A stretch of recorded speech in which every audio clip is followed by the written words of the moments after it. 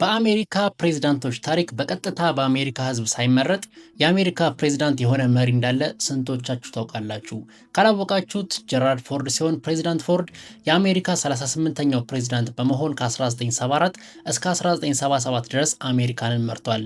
ጀራልድ ፎርድ የአሜሪካ ፕሬዝዳንት ሊሆን የቻለው በ1973 የአሜሪካ ምክትል ፕሬዝዳንት የነበረው ስፒሮ አግኒው በፈቃዱ ስልጣኑን ከለቀቀ በኋላ ነበር። የወቅቱ ፕሬዝዳንት የነበረው ሪቻርድ ኒክሰን በአሜሪካ ሕገ መንግስት አንቀጽ 25 ቁጥር 3 መሰረት ስፒሮ አግኒውን የሚተካ ሌላ ምክትል ፕሬዝዳንት ለአሜሪካ ሴኔት እና ለአሜሪካ ህዝብ ተወካዮች ምክር ቤት ያቀርባል።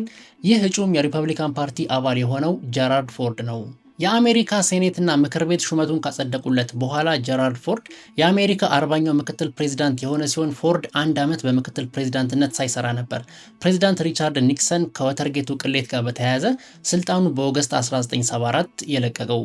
ኒክሰን ከስልጣኑ መልቀቅ ምክንያት የአሜሪካ ህገ መንግስት አንቀጽ 25 ቁጥር 1 መሰረት በስልጣን ላይ ያለ ፕሬዝዳንት በሞት ወይም በፈቃዱ ከስልጣኑ የለቀቀ እንደሆነ ምክትሉ ተክቶት ይሰራል በሚለው ህግ መሰረት በኦገስት 9 1974 ቃለ መሐላ በመፈጸም ጀራልድ ፎርድ የአሜሪካ 38ኛው ፕሬዝዳንት ለመሆን ችሏል።